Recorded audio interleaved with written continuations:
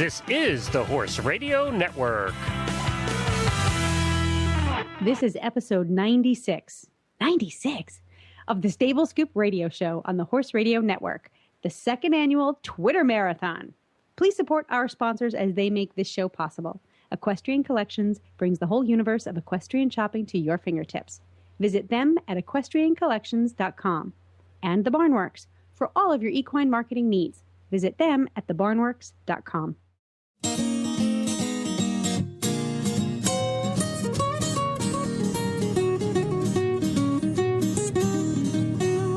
Welcome to the Stable Scoop, with weekly shows delivered right to you. With Helena and Glenn the Geek, live from the stable, it's every week. They bring you the news through hail or high water, while using their tails as their own fly swatters. So sit on down and laugh till you poop, cause it's time again for Stable Scoop. Stable Scoop. Stable Scoop. Stable Scoop. This is Glenn the Geek. And this is Helena B. And you're listening to the Stable Scoop Radio Show on the Horse Radio Network. Well, Helena, are you ready? I'm ready. I can't believe it's episode 96. I know. I said that in the opening, like, whoa, it hit me. And it's Twitter. It's been a year. It's been a year. When we looked at doing the second annual Twitter episode, I said, we'll have to wait till November because that's when I thought it was. It was in June of last year, of 2009. It's been a year already. Who knew that we've been using Twitter for a year? Where the hell have I been? I know. I don't tweet very often, but I do keep getting some followers, which is really cool. Every time I get a new follower, I tweet. It reminds me to tweet. Well, this is the second annual Twitter episode. And if you missed the first annual, and we're going to have to get right to it because we have 10 guests on with us in an hour. Chop, chop. This is like Twitter allows you, if you don't know about Twitter, Twitter allows you to do little postings to the world that are 140 characters long. And people can follow you and read your little postings. And a lot of people just do what they eat for breakfast and things like that. But, some people do more relevant stuff, like us. And what we did last year, we said, well, we got all these Twitter followers now. We probably had, 400 at the time. We just went over 1,000, by the way. Woohoo. And we thought, well, we'd do this Twitter episode on the same premise in that our Twitter followers can come on. They can talk about anything they want in the horse world, but we only give them 4 minutes. When the 4 minutes is up, we cut them off and we ring the bell and they're done and out of here. So that's what happens with Twitter. You only have 140 characters, and once you get 140 characters, you're done. That's it. You can't say anymore. So that's what we're doing today. After we get through our first 2 updates, we have a couple quick updates, and then we have 8 Twitter followers of our followers on talking about their whatever. It could be their website, their business, whatever it is they want to talk about. And we're going to be calling them and just going boom, boom, boom right through it. Once we get them on the line, they have 4 minutes, and there'll be a bell that rings when they're done, and then we go on to the next one. The bell's pretty cute, too. Yeah. Helena and I found this huge stopwatch online. We have to put a link to the stopwatch on the website. Oh, my God, people, this thing is, huge. And it's so funny because you were just saying that you needed glasses while we were trying to read our show notes, and then I found this stopwatch that's like 150 pixels large. It's huge. Oh, and God. You won't need your glasses for this, baby. Yeah. You guys are going to laugh when you see how big the stopwatch is. You think we're kidding. Wait, just click the link. And it rings a bell when we're done. So this is perfect. We'll just set it to 4 minutes and just keep resetting it once we get on the line with the people. All right, so let's get started. I think that stopwatch is huge. I think that we're going to, first, we're going to have an update from Kathleen's Wild Ride. Kathleen's waiting for our call now. And she's actually on a little bit of a break, I think, from what I read this morning. And then we're going to get Tammy Srantz on, who was on with us on episode 92. Remember, she was the world's most dangerous woman on horseback. Yes.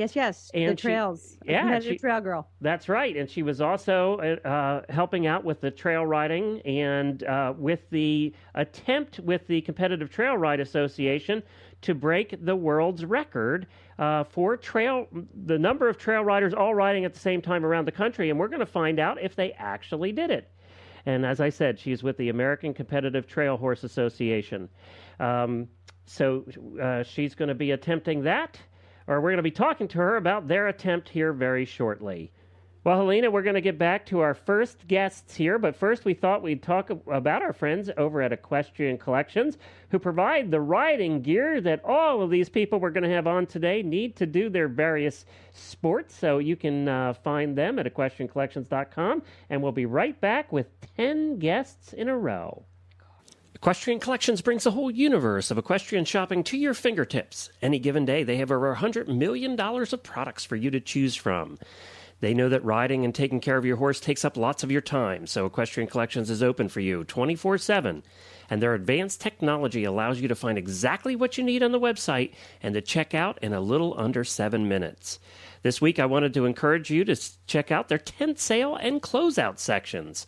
They have 42 pages of closeout and discounted merchandise for you at unbelievable savings. From riding shirts to bits to stirrups to helmets, and the list goes on and on.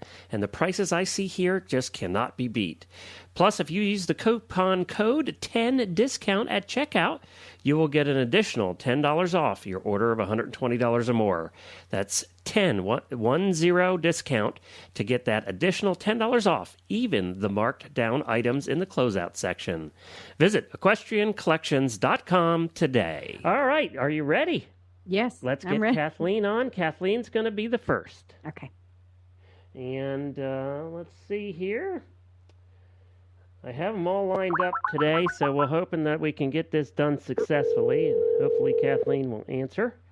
I just spoke to her not too long ago, and she was there.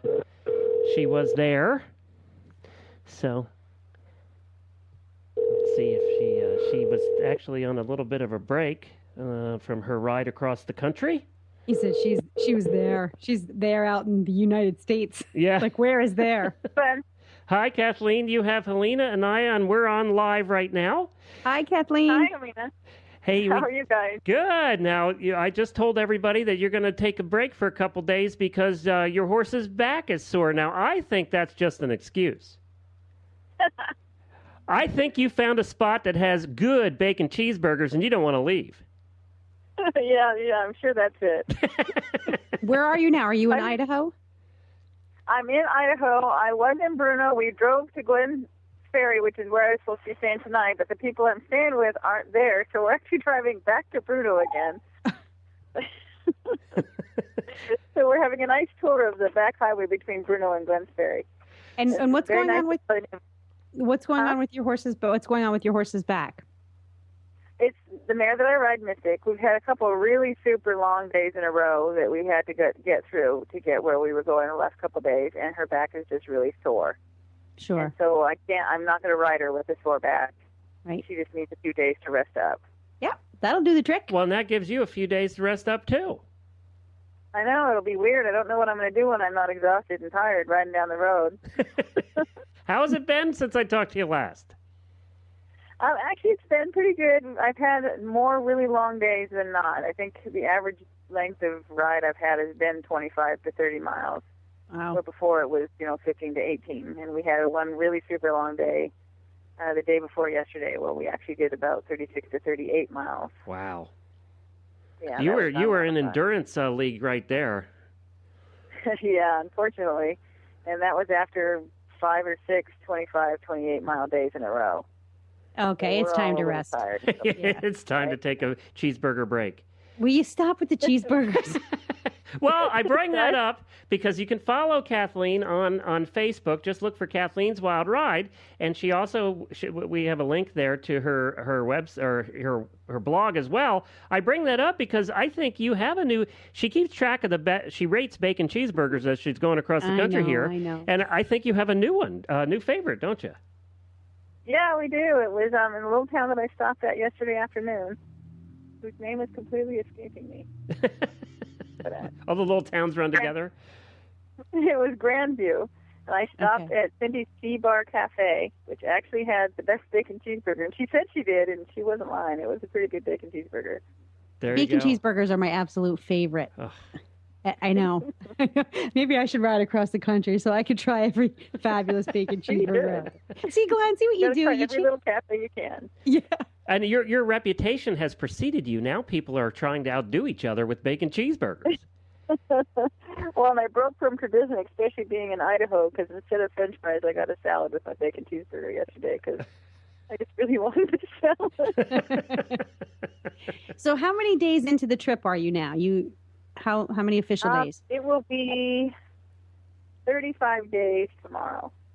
And do you feel like you're in a groove? Have you found the niche? Yeah, actually, I am. It's just, I'm trying to get my days back down to a decent length of time again because I prefer 15 to 25 miles, and I like them to be mixed up. And lately it's been one long day after another. The horses and I have been doing pretty well. We're just all a little tired right now, and then Mystic is pretty sore. So the lady who's been kind enough to trailer me back and forth, her name is Cindy Boston, and she's offered to let me lay up in Bruno at her place for a few days. But she doesn't know what she's getting into because I'm very demanding and a pain in the backside. I doubt it. So now, are you? When we talked the last time, we talked a little bit about the wildlife you encountered. Have you seen anything new? Well, I did see my first very large rattlesnake the other day. It was actually stretched across a trail that we were riding through the desert. Next to the highway because I didn't want to be on the highway. So there's this really nice trail that goes through the desert and winds back and forth. And I'm riding up to it, and I look up ahead, and I see something stretched across the trail. And I'm like, what is that, a stick?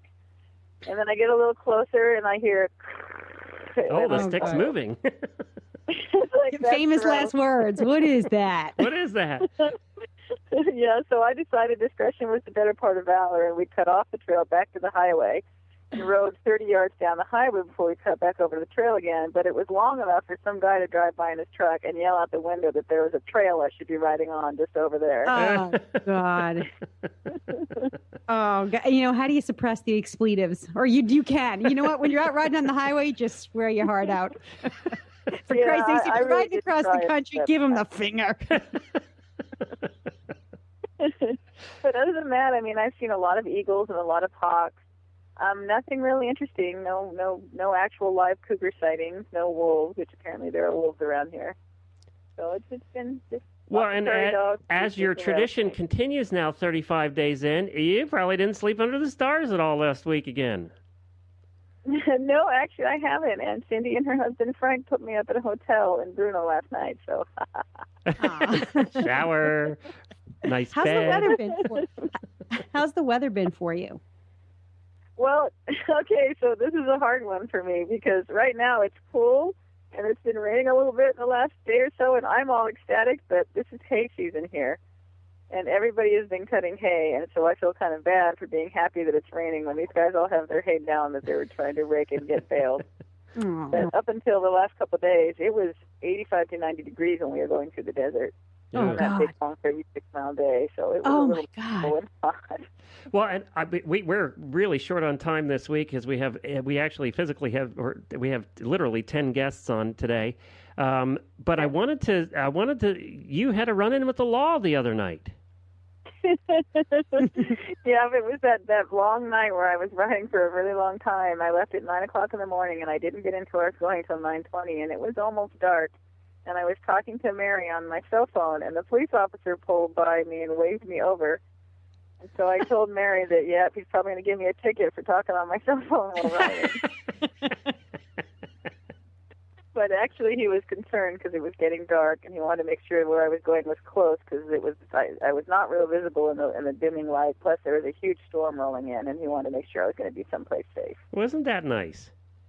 It was very nice. He was a very good, sweet man. Did he give you a police escort with the flashing lights and all?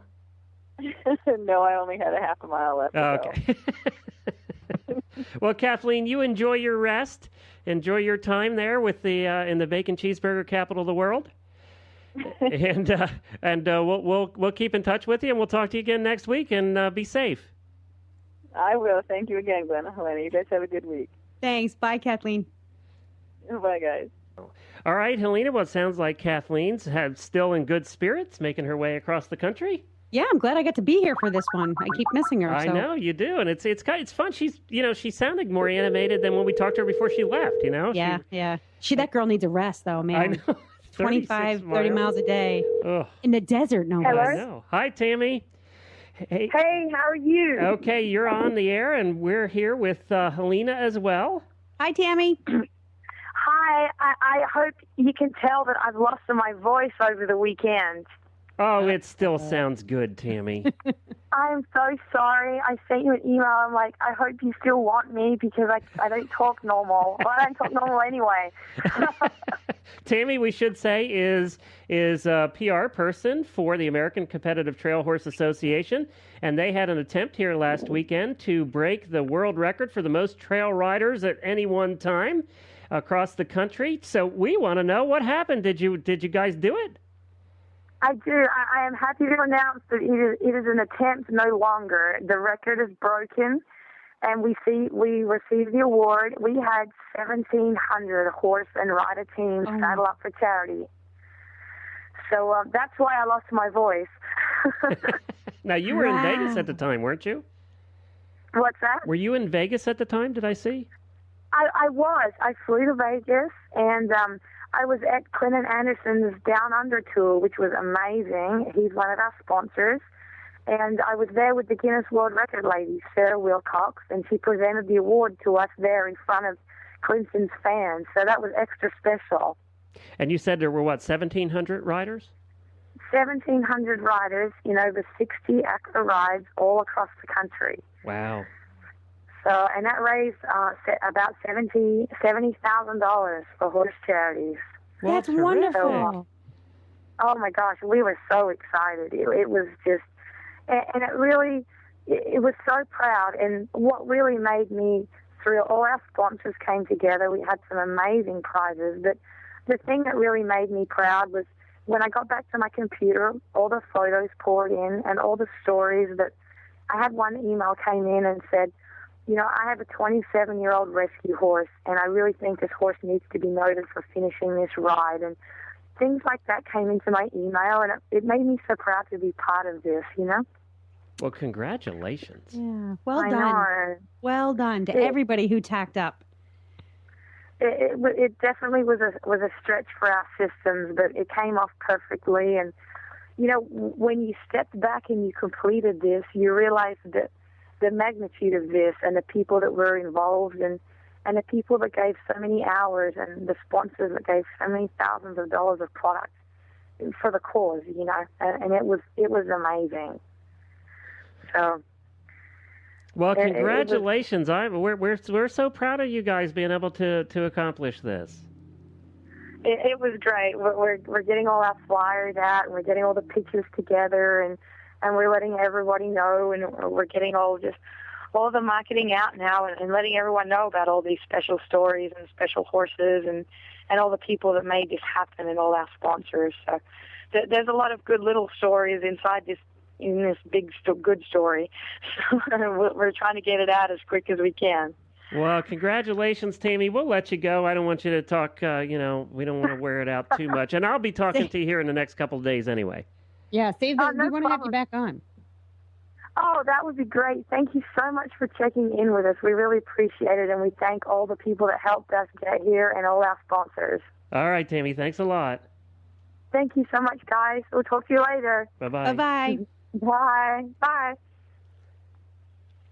And now, Helena, coming up next, we actually have a gentleman by the name of John Lechner from Australia. Now, you have to understand, we're recording this around 1 o'clock our time in Eastern Time in the United States. It's 3 in the morning there, and he said he'd get up to talk to us. Oh, bless his heart. Well, he has an important message. And I hope I can find him on here. We're supposed to call him on Skype. Oh, you're going to pick now, 3 o'clock in the morning to geek out? That's right. We're going to try. Now, how did you find this fella? Actually, they all sort of found us. They're followers of ours on Twitter, and we tweeted it out, and And I don't see John on there yet. So we'll skip John and we'll come back to him later. Maybe he's just not out of bed quite yet. Okay. Because it's early there. We'll forgive him. He's in Australia. Oh. And it's funny because we just talked to Tammy, who's also from Australia, but as you could tell by her horse accent. I love her. I mean, I think she has she's got a nice personality, and she's got a great job, and she's so happy, and she's so bubbly. Yeah. And she's the world's most dangerous woman. She can ride and shoot at the same time. What's not to love? Up next, we have Mary Linda, and I think she's from Maine, and she's going to talk to us about the science of motion. We're not quite sure what that is, but she's got 4 minutes to tell us. All right, I'm going to get the stopwatch ready here, the great big huge one. Don't make me think about that stopwatch. It makes me laugh. All right, we're waiting for Mary here. We hope she answers. Remember to tell her you're from the Horse Radio Network so she doesn't hang up on you. Hello. Hi, Mary. This is Glenn and Helena from the Horse Radio Network. How are you? Hi, you guys. How are you? We're good. Now, we got 4 minutes to talk. So tell us about, Okay. I think we're talking about the science of motion, aren't we? We are definitely talking about the science of motion. I am one of Jean-Luc's long-term students and devotees. I've known him for over 20 years, and now we are so excited about... Who's Jean-Luc now? Tell us who Jean-Luc is. All right.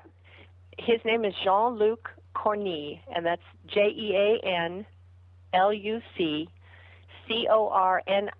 Cornille. Okay. Now, we are tremendously excited about his new knowledge in the science of motion because it is the knowledge of the real and precise movement of the horse's spine that has led him to a revolutionary method of training and preventing or curing lameness. And this particular knowledge is the result of over 40 years of observation and study by Jean-Luc. Now, is Jean-Luc a trainer? Let me tell you a little bit about him. He's the founder of the science of motion. He graduated in 1968 from Le Cadre Noir, which is the French Equestrian Military Academy. And if you are familiar with the Spanish riding school, this is the French equivalent of the Spanish riding school.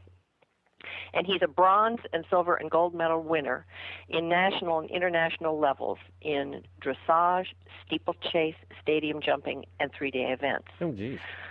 Notably, he won the individual and team gold medal at the Military World Championship of Fontainebleau and the silver at the World Championship of Punchtown, and he was a member of the winning team at Bokello. And he's received extensive training from Joseph Neckermann, Willie Schulteis, Hans-Gunther Winkler. And in 1972 and 1976, Jean-Luc worked closely with Michel Cochenet to prepare 2 Olympic teams for the national 3-day event. And among his dressage students is the French and Olympic champion Margit Otto-Crépin. And she's one of his most prominent, but there are legions of others because he has given extensive clinics throughout the U.S. and Canada. Now, his website there, Science of Motion... I'm just going to interrupt you a little bit here. His website there, scienceofmotion.com, what's offered on there are his DVDs, is that correct? Yeah, and I was just going to tell you, I'll get to that in a minute if you want me to go on. He's also successfully rehabilitated navicular syndrome, contracted tendons, degenerative joint disease, upward fixation of the patella, as well as cases of obscure and idiopathic lameness. And he's a published writer and has written a series of articles for L'Éperon, the French equestrian magazine, as well as articles for Dressage, CT, and the Chronicle of the Horse. But he feels that his greatest success lies in his ability to intuit the physical and mental condition of the horse. And this ability and years of observation and study have led to the founding of the science of motion. And now you said, and I'm interrupting you because we only have 45 seconds left. You said that you actually use it, right? You actually follow. Yes. Follow now let me tell you quickly about. Can I tell you about the DVDs, or can I go ahead. refer people to the website? I just want to say that previous misconceptions about movement of the horse's spine are going to be dispelled with this knowledge. Now, there's What is Science of Motion is a CD to bring all the knowledge together. And The Horse Who Could Not Trot is a fascinating journey of rehabilitation. And One Hand on His Shoulder is the most extraordinary in-hand performance you've ever seen. It's just fabulous.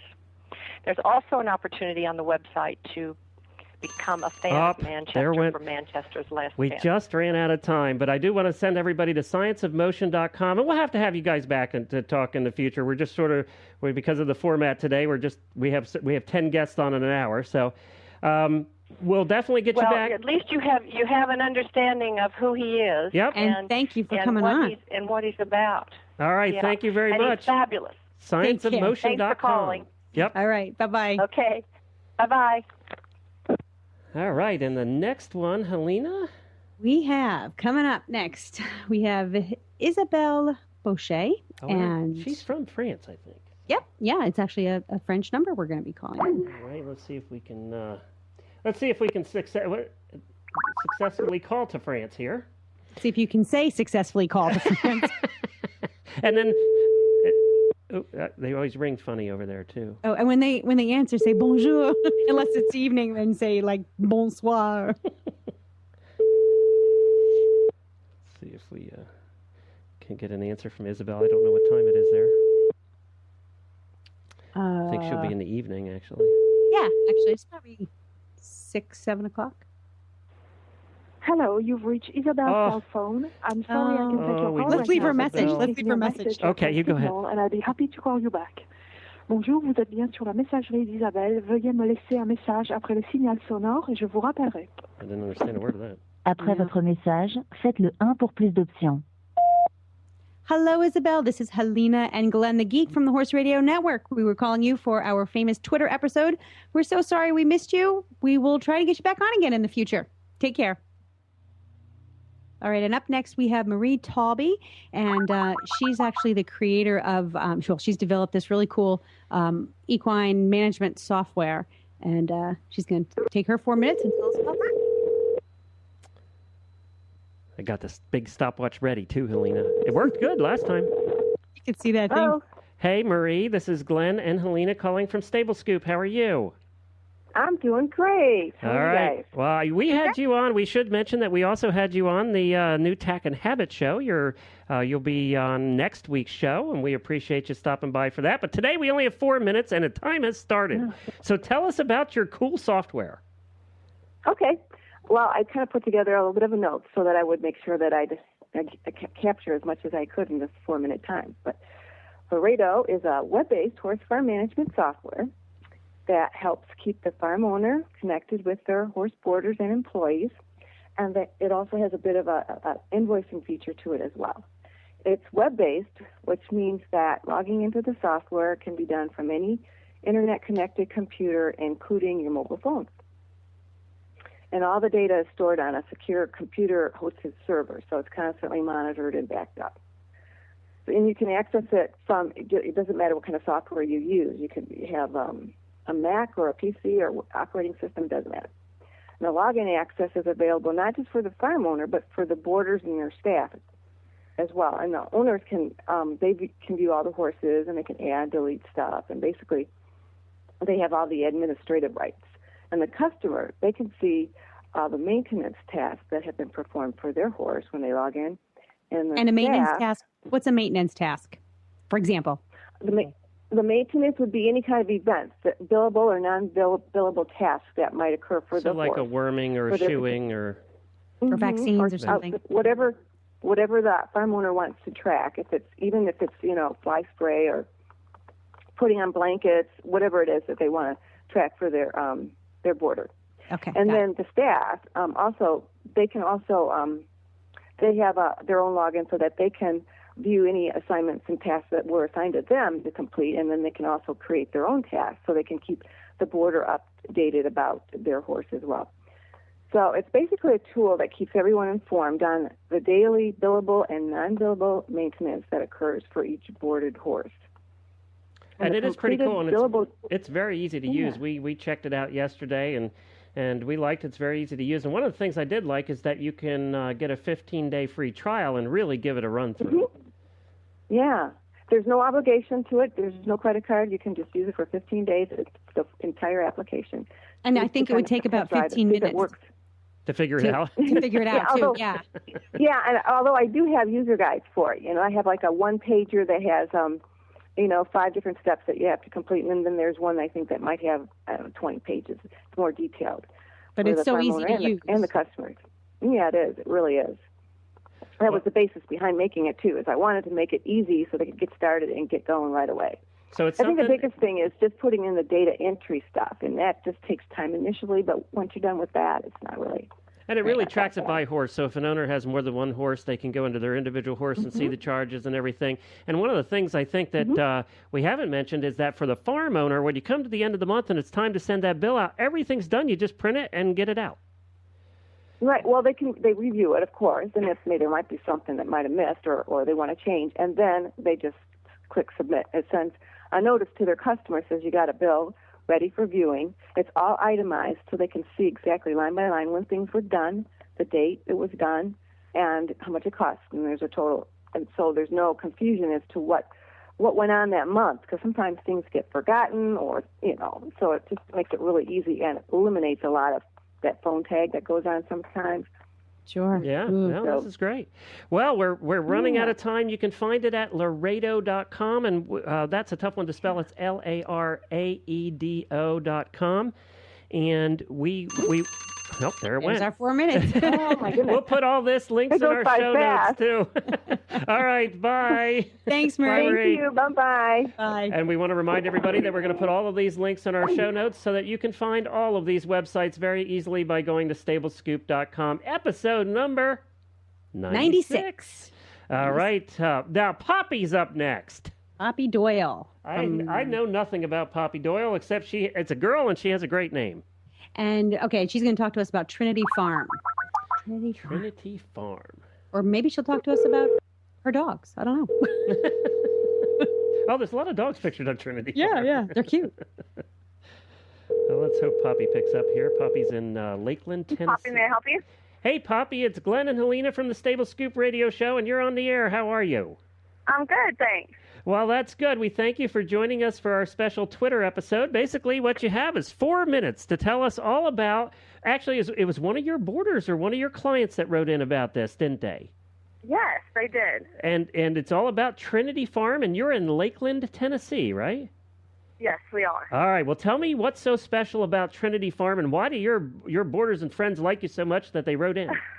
Well, I think we really just tried to create a kind of a family-oriented atmosphere where everybody can kind of enjoy their hobby. We have kids and adults from all ages that take lessons here. We have boarders and then people that just come and ride weekly for lessons.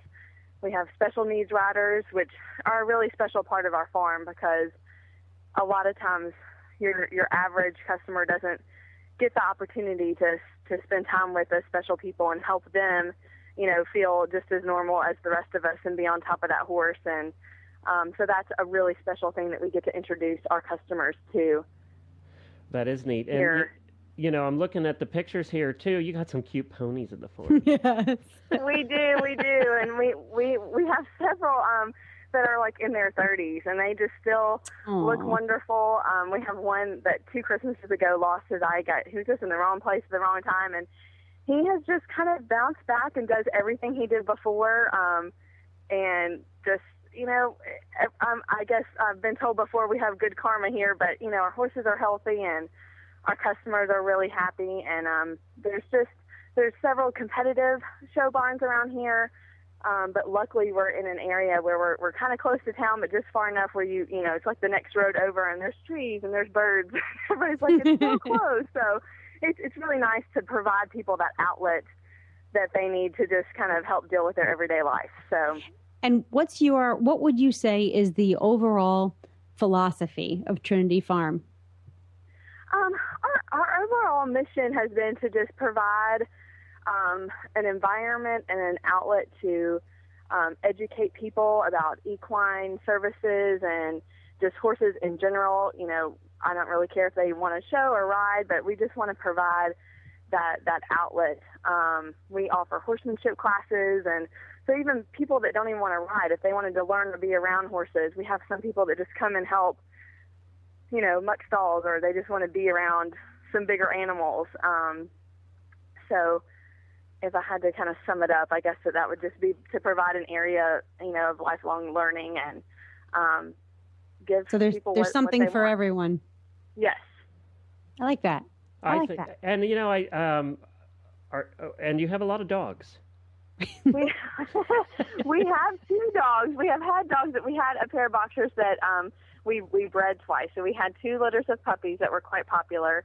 But right now we just have Jessie and Cakes. Jessie is an Australian Shepherd, and Cakes is our boxer. And for my birthday recently, which was the 31st of May, I got given 2 kittens for our barn. I had yet to explore the kitten route in our barn, and so now we have Boots and Biddy, and they are currently living in the barn office until they get big enough to catch some mice. But so we have quite the group of animals. We have some cows on the property, so I draw the line at pigs and chickens. We're just going to have to, not go there. I just can't quite grasp that concept, but Yet. Well, Poppy, I wanted to say, when we always had a saying, and I think Helena agrees with this, that every barn you walk into has a feel the minute you get in, even if you don't see people. And you can tell whether that's a happy barn or a not happy barn. And just by the pictures and your website, I can tell that this is a happy barn. you. Yeah.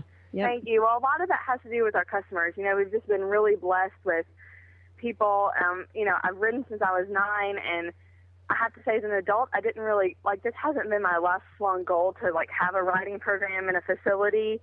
It just, kind of, sometimes life happens to you, and this just kind of happens to us. We brought the property 6 years ago, and had There went the time. Poppy, Okay. this is on my time because I just have to know. By the way, everybody, that's Trinity Farm TN, like Tennessee.com, and we'll put that link in our show notes as well. How'd you get the name Poppy? Is that your given name? Yes, I was named after my grandfather, so it is on my birth certificate. Okay. Oh, I didn't know. it's lovely. All right. Thank you. It's very unusual, so I had to know how you got that name.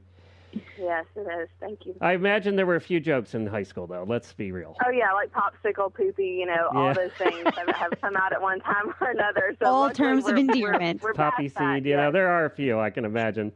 They never think about that when you get that name, when you're a baby. No, You know. but now who needs a last name when you have a name like Poppy? You're just Poppy, yeah. Well, congratulations, thank you so much for Poppy, and calling. good luck. Thank you. Bye-bye. Bye. She was delightful. Sounds like a nice farm. Sounds like a Yeah. really nice farm. And you can tell by the pictures, all the little happy kids. And And her voice, she had Yes. a calm, enthusiastic. I know that sounds like an oxymoron, but she had sort of this nice presence about her voice. anybody named Poppy is going to be... Even keeled. Yes, exactly. Okay. This is Christina. I don't know how to say the last name. Leish. I'll have to ask her. I spoke to her yesterday, actually, and this was something I knew nothing about. Cutting Up Radio. And it's called Cutting Up Radio. I hope she's there.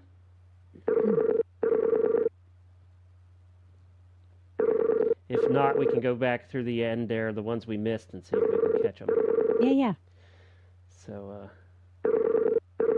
Oh, do we have 2 more here? Yeah, we have a couple more. You've reached Cutting Up Radio. Our office hours are 10 a.m. All right, to well, 3 we'll, p.m.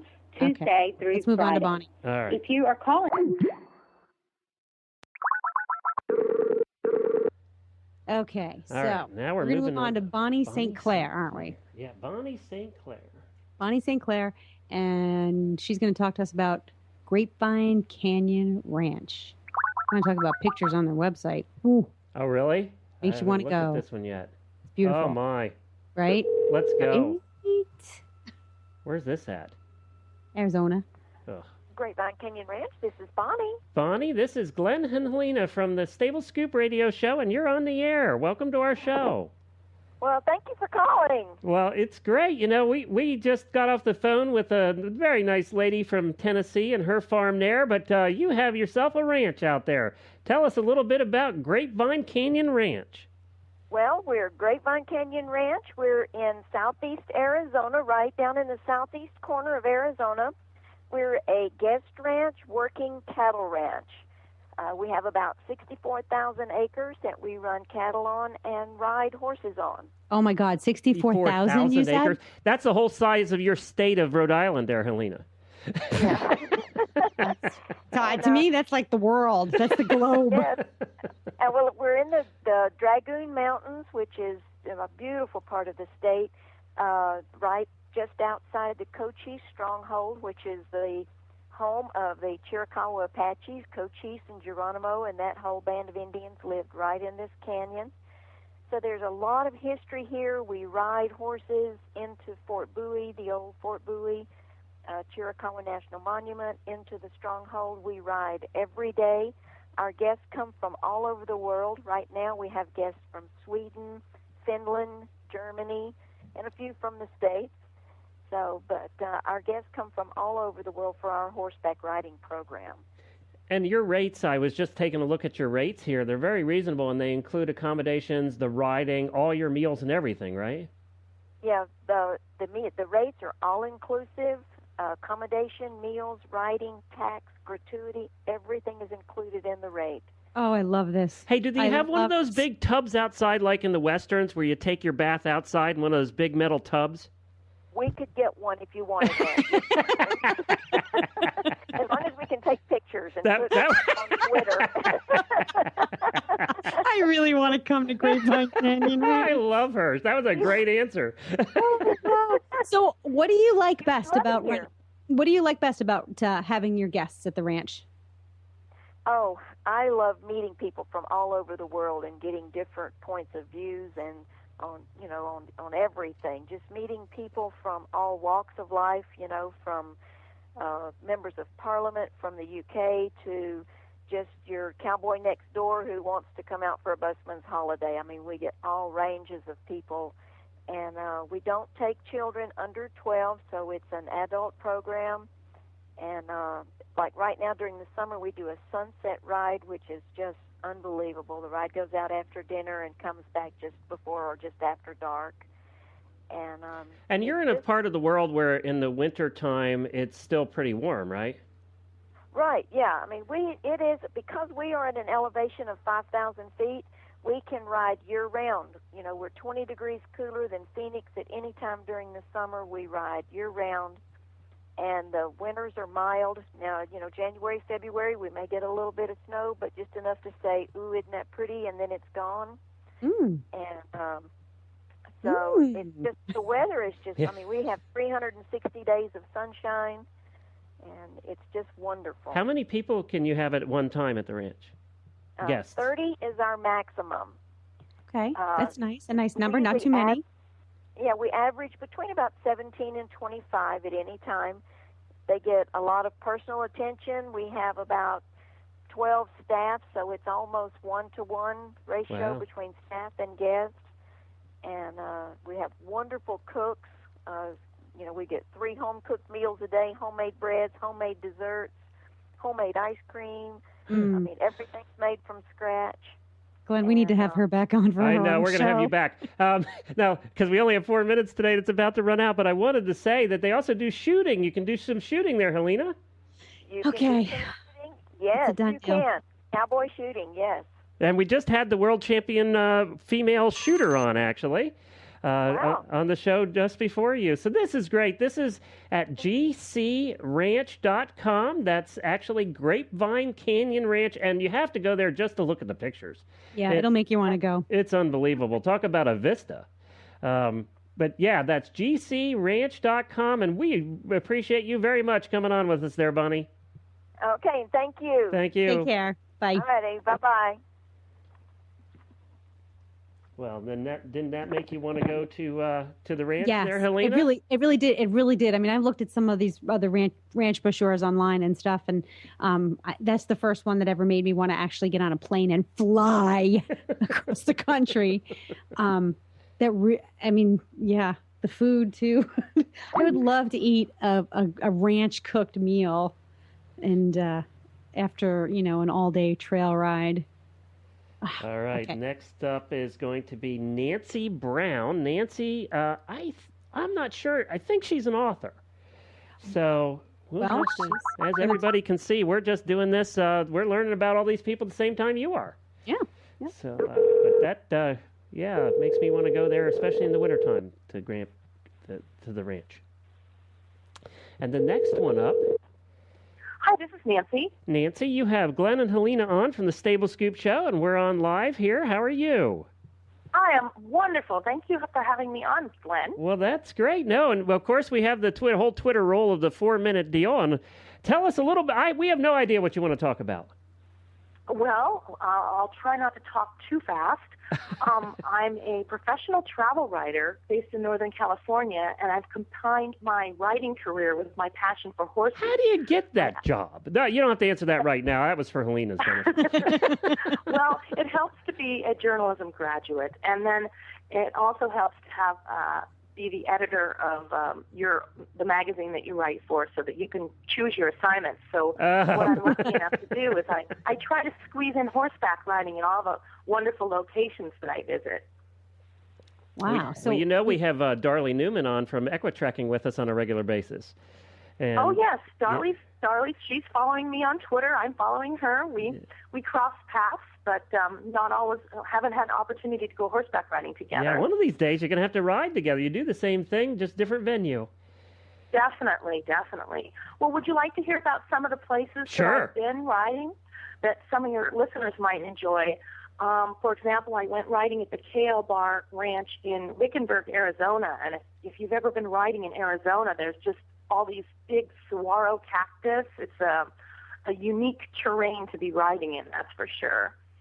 And then for something a little bit more exotic, I was in Princeville Ranch in Kauai, Hawaii, and I looked on the website and I saw that it was going to be a walking tour, and I thought that would be kind of boring, but it turns out we went on this cattle ranch tied up at a hitching post where they have the horses there, and then got to walk down to a waterfall, have lunch, and go swimming in a waterfall in Hawaii, and then come back and go horseback riding again. So that was quite exciting. Last week 2 weeks ago, I was at Kualua Ranch in Oahu on the north shore of Hawaii, and if there's any movie or TV buffs there, this was going on a horseback riding tour, seeing all the different sites. So if you've seen Lost on the TV show, or 50 First Dates with Drew Barrymore and Adam Sandler, these were all filmed there. And of course, Jurassic Park, and there's a new Hawaii Five-0 that pilot was filmed there. So it's kind of a fun horseback riding tour, seeing movie sites and TV sites. That was unique. You said this is like the dream job, Helena. I know. It's like she gets to go around riding at all these cool places and get paid for it. And then do you write about them, right, afterwards? I do. I really would love. This is a new website. It's called writinghorseback.com with a W, and like I said, I have a pretty good 4,000 followers on Twitter with Nancy D. Brown. But wow, my little tiny riding horseback with an RIDING is only 242 followers. So I need some horsey people out there. Well, and your website is writing with like writing on paper, horseback.com. And you have a little bit of everything on here. I got to take some time and check this out. Well, you know how it is with horse lovers. Not everybody can afford to own a horse. Or maybe they're a teenager and their parents said, no, we're not going to buy you a horse. So they want to go on vacation and just be around horses. And so that's why I thought this would be fun to do a website like this. So that way if somebody says, hey, I'm going to Norway, I want to ride a fjord horse, where should I go? Or even a basic thing like, I own horses, but I'm actually going to go to a dude ranch. And so what do I pack for a horseback riding vacation? Or how do I select a horseback riding vacation? How do I pick a dude ranch versus somebody who is an experienced equestrian and wants to ride in California on the beach and in the redwoods with an endurance horse? There went our 4 minutes, but I don't care. You were the last one on the list anyway. This is just fascinating. So what is the most fascinating place you've ever been, would you say? The one that you just blew you away, it wasn't what you expected. I mean, you expect Hawaii to be cool, right? You know?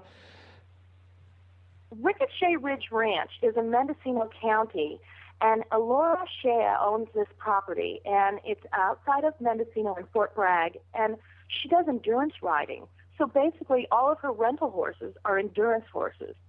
And so you can go on a private beach ride, or you can go with a group and do the redwoods. And I've never been able to do a horseback ride on such fantastic horses in a public stable before. That that blew me away. Wow, that sounds like fun. Helena, you and Jennifer would love that. I know. Wow, that is so cool. You have a cool job. I do. I'm very lucky. And I also have a wonderful husband that is supportive of the fact that we don't have to be paying any boarding or vet bills anymore. So he appreciates that I get to go horseback riding on my travels. That's pretty nice. You get to ride, but you don't have any vet bills? Yes. Oh, my gosh. Yeah, after your unsaddle the horse. After Helena's last month, that is it. I'm sure she's drooling right now. Last month, took last 5 years. Yeah, so I feel very fortunate. So, it's not the same riding other people's horses every day, but it's always a new experience. I'm going to New York next week, so I think I'll have to do a carriage ride because there's really no public stables at Central Park anymore, which is a shame. But yeah, you'd have to go out to Long Island. I would love for your listeners to follow me on Twitter to just say where they've been and what kind of ranches they've been to so that I can review them and see what's going on. Well, have you ever been? We had somebody on earlier on the show, on this Twitter episode. Have you ever been to GC Ranch? What was that ranch? It was, Grapevine Canyon. Grapevine Canyon in Arizona? No. You have to go. The lady was lovely.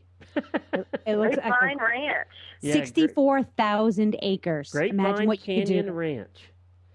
It's nice. at gcranch.com. See, you two need to meet up because she was just lovely, and I think you'd have fun there. Well, we are running out of time here. Thank you so much, Nancy. We're going to have you back when we can talk longer. I would love it. Thank you so much for having me. All right. Thanks, Nancy. Bye-bye. Bye. Well, there's Helena. If you noticed in the recent shows, well, I know you've noticed, but if the audience has noticed in recent shows, we're leaning two directions. One is food, and the second is travel. So, I'm food, you're travel. Yeah. Yeah. 64,000 acres on a ranch. I don't know which I'm more in shock about, that there's 64,000 acres available just for a ranch, or that Nancy gets to ride horses without having vet bills, and she does it all for a living. I know. And gets to ride cool endurance horses. Well, we're going to try and call one more person here, and then we're going to wrap it up. I'm going to try and get back to our gentleman from Australia, because if he really did get out of bed, I don't want to miss him. We're going to try skipping Skype and just try calling him on his phone and seeing if that works.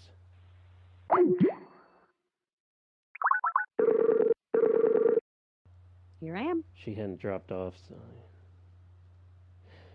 All right, so this is John. He does a blog. I wanted to at least get one blogger on. And he does a blog called eventingsafety.wordpress.com. And it's all about eventing safety, which I thought was kind of important in light of everything that's been going on. And I don't think that rang right, so let's try that again. And he writes very frankly, which I appreciate. All right, let me try fixing the number here, Helena, because I think I have it wrong. Okay. So you can give everybody the Pi update on your horse. Oh, Pi. He's awesome. Is he? Now, okay now? Is he feeling better? He is feeling better, yes. Of course, it was saddle fit, which I knew, but like I said, I sort of panicked a little bit about it. So I have to trade my Hastilo for something else. We have a saddle fitter coming out at the end of the month. But we swapped out my Hastilo for an old Collegiate. Oh, and there you go. Yeah, he's happy about that. Oh, good. Yeah. He's a quick one, man. Yeah, you said he was a speedy. We're not getting an answer. Oh, well, that's it. We can check out his website. It's at eventingsafety.wordpress.com. And then the other one that we missed, let me see who the other one that we missed was. It was the lady from France, and she has a website called horsestraininginharmony.com. All the way from France, and we're sorry that we missed her. Well, this has been, it's always so much fun doing these because for you and I, we just get to learn so much about so many cool things. And meet cool people and get invited to cool places. But we still don't get to ride horses without vet bills. No. See, especially you for some reason. That just seems like you're like a vet bill magnet. Wait, can I finish talking about Pi? Do I get my 4 minutes? Yes. All right, wait, let's do my 4 minutes. Oh, my God, ready? Your 4 minutes. Wait a minute. Let me start it. Okay. Okay, go. Okay, so where was I? All right, so today I free lunged him in the arena, in the indoor arena, because he needs to have his back warmed up. He's a little horse, so regardless of what saddle you put on him, you have to warm his back up before you get on and ask him to work. So rather than put him on the end of a lunge, which I found a little restricting, I decided to just free lunge him in the arena. And he was so good. He just lunged right around me, trotting and shaking his neck and having himself a little canter and a little gallop. And then he went too fast and he lost his balance and got all worried. And then his little Arab tail went up. And but it was really good. It was the perfect thing to warm him up before we went to work. And then we did just some flat work, and he was happy as a clam. And, happy horse, happy me, happy everything. It pays forward. That's the thing about riding. When you have a good day with your horse, when you're happy, you can make other people. You can go out in the world and make other people happy. And I think that's going to be my new reason for being. Okay, you have 3 minutes left. That's it? I said all that in 1 minute? In 1 minute. Crikey. All these other people couldn't get it in 4 minutes, and you're like done in one. Please, I could recite War and Peace in 4 minutes. Especially if you get to the horse parts. No, my horse is lovely. And the best part about this is, and I'm surprised about it, is that I'm learning so much about the Arab breed and saddlebreds and the cross, things that I never would have learned or even opened my mind to had I not sat on this animal's back. And so, if nothing ever worked out again, I would still benefit from knowing this horse because I've learned something that I never would have seeked out. I learned information that I never would have otherwise sought out. So you're ready to go fly out and join Kathleen on Pi for the rest of the cross-country trip? I took him to the end of the driveway. Our farm is near a busy road where I'm boarding him right now. And I just stood at the end of the driveway, a safe distance from the road, to see how he would react to the cars and trucks. And he was just fine. Believe it or not, I hopped off of him and I hand walked him up the shoulder because he leads really quietly. So I decided, well, let's just see. Some people feel more comfortable testing their horse out in a new environment when they're on their backs. Mm-hmm. But Pi's not the kind of horse who jumps in your lap when he spooks. So I actually hand walked him up the road for a little bit, turned around and came back, and he was just as quiet as can be. So those are the things that I'm going to be doing over the course of the next couple of months, is just taking him outside of his comfort zone and my comfort zone in small bits and pieces to see what we have to work with. Well, terrific. Yeah. Well, that was the Pi update this week, and we've talked a lot about food, and I'm hungry. I haven't had lunch yet. So next week, we actually have next week planned already. You'll be happy to know. You know what? Can you come back next week with a recipe?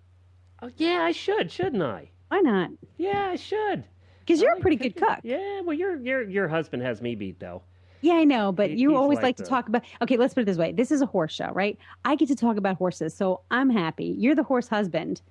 Clearly, food makes you happy, so why don't we give you a minute or two of your own time? Oh, wait a minute. 1 second. I just got an email from John, and he says, I am here and waiting, and was that you trying to call me on the landline? Well, he got up, but we got to add him on. Let's try him one more time, because he's up at 3 a.m. from Australia to talk to us. Bless his heart. We'll make him the end of the show here. All right, but you're gonna bring a recipe next week. I'll bring a recipe next week. Yep, I'll definitely do that, and then.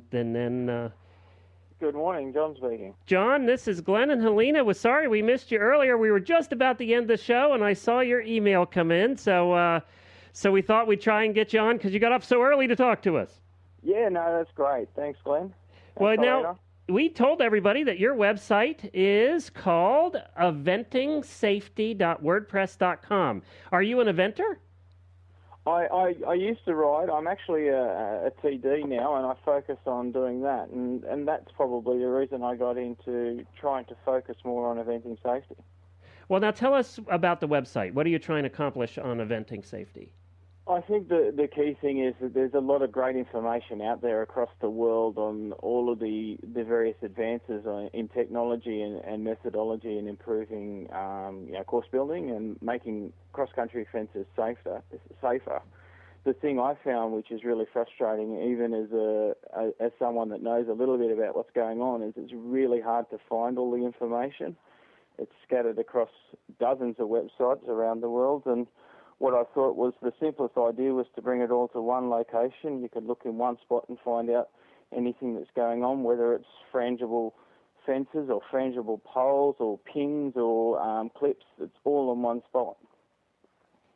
Wow. I'm just reading. One of the things Helena said to me earlier when we missed you was that one of the things she liked about your website was how frank you are. And I'm reading the second sentence on the wearing a safety helmet. Honestly, if you don't wear a helmet every time you're getting the saddle, in my opinion, you're a bloody idiot. So there you go. I couldn't agree with you more. Yeah, I don't get it. I don't understand how people can call themselves professionals in any sport and then think, well, this doesn't apply to me, or this isn't right. I don't need to wear a helmet. Or it'll never happen to me. Yeah, absolutely. Yeah. And I've just wrote something recently in the last hour while I've been sitting here about Ollie's fall, and you look at what happened to Ollie, and between that vest that he was wearing and that helmet that he's wearing, that's the only reason he's still here, or he's still in one piece and competing. You can't argue with that as far as I'm concerned. Now, tell people what a TD is, because I think that might explain how you've come to know so much about why safety is important. Sure. Well, technical delegate is a TD, and the technical delegate at an event is responsible for safety, is responsible for fairness. And, one of the most critical parts of our job is inspecting the cross-country course and understanding, perhaps which fences may be an issue, and if there may be an issue at a fence, and, whether there's something that can be done, or, planning for the future and making sure that we can make the sport as safe as possible. I think, the one thing that's become apparent to me in the last couple of years is that the one thing that we must do is do as much as possible and avoid rotational falls. It's that simple. If you don't have a rotational fall, your chance of injury is significantly lower. Yep. And a rotational fall for the non-eventers out there means that basically the horse hits the jump and goes over the top and lands on you. Rotates over the jump. Rotates over the jump, yeah. And of course, that's been the cause of most of the very, very serious accidents. But I was in a meeting. It's so funny that you say this, John, because I came from a meeting from the United States Equestrian Federation, and it was on the Riders for Helmets campaign, which I think you've noted in your site here. Yeah, I saw that. I was with Lindsay, who is the one who started that campaign with Succeed, and we were with some of the USEF people and some of the riders. And, we're really a part of that campaign, and we believe in it very much, and riding at all times with helmets. And I think that, because of Courtney's unfortunate situation, Courtney King, it just, it brought it to the forefront. And I think we see more dressage riders now really taking it seriously as well. Yeah, I was over at Red Hills not that long ago in the States, and for me that was my first trip to the States, and I was actually really stunned at the number of eventers who don't actually wear a safety helmet when they're doing dressage. They wear the Velvet Cat, which doesn't have a harness on it.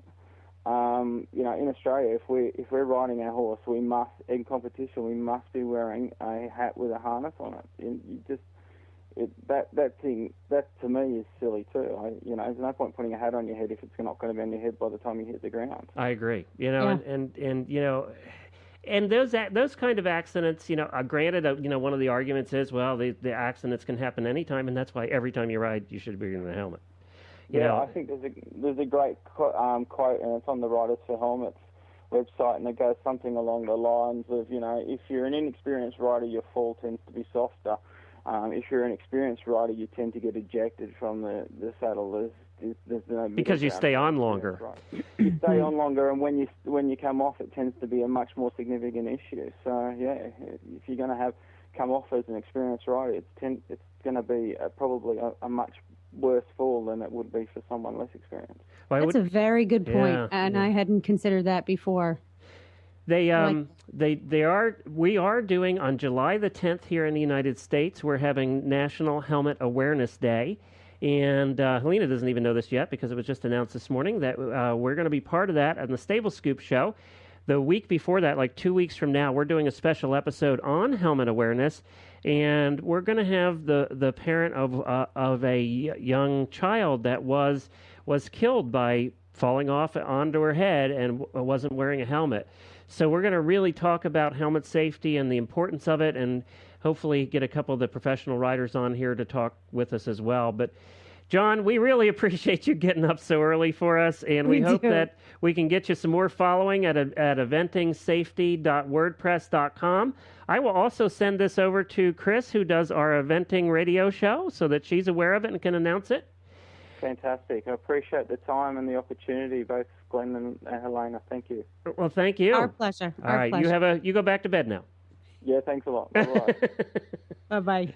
Well, I'm glad we were able to get John on there. We certainly appreciate him getting up that early to join us on a very, very important topic and an important issue. It is, and I like the fact that he's coming from a place of knowledge. You know, as a TD, he sees firsthand, and he's responsible for maintaining a level of safety for these competitors. And you can't help but you can't help but dive into that job with everything you have, and that includes getting the word out. Well, this has been fun, Helena. It always wears us out doing these. It's like we had to think for an entire hour. Well, yeah, we did. We had to think for a few minutes at a time. Yeah, that's true. 4 minutes at a time. Well, I will say to everybody, next week we have a fascinating show, too. We haven't done a breed episode in a while. Oh, yeah. So we thought it would be fun to do a breed episode about a very rare breed. There are only like 600 or 700 of these, and they're called the Cleveland Bay. I love Cleveland Bays. I know. I had one, you know. We did, too. The first horse I ever rode was a Cleveland Bay. First horse I ever owned. Ask Jennifer really? about it. Yeah. Yeah. Yeah, Pharaoh. Remember Pharaoh? Oh, yeah. Yeah, he sort of, I adopted him by default when... Yes, yep. He was like 100 years old. Yes. He was still going. Our Cleveland Bay lived forever, too, actually, come to think about it. Hardy horses. Yeah, well, and we have Michelle on, who's a good friend of ours from Wright Lead Equestrian Center down there in Louisiana. Michelle's going to come on, and she owns Cleveland Bays and is part of the Cleveland Bay Association. And we have a couple other guests from the Cleveland Bay world, and they're going to talk about Cleveland Bays and what makes them so special. And they are really cool horses. They are. They are. They are. Nothing bad to say about Cleveland Bays. And they do everything. You can ride, drive. I mean, they're versatile beasts. They look great in the dressage ring. They have a smooth ride. That's one of the things about the Cleveland Bays. Great personality. Yep. Why did I buy an Arab? Yeah, why exactly? Arab saddlebred, standardbred. And then the next week after that, we're going to do the helmet episode that we just mentioned. So we have some very special episodes coming up that we're looking forward to here on the Stable Scoop Radio Show. Remember that you can find all the links to everything we talked about today, all those cool websites, all those places you can go on vacation this year. You can find them all at stablescoop.com. Episode number 97. 6. Wait, See, that wasn't part of the 4 minutes where I wasn't thinking, or I was supposed to think. Sorry. This is episode 96. Number 96, and that's where you'll find all of the links to all of the people we talked to today. And we thank them all for joining us, and we're sorry for the couple that we missed. And everybody, we'll talk to you again next week as we come back with the Cleveland Bay Scoop.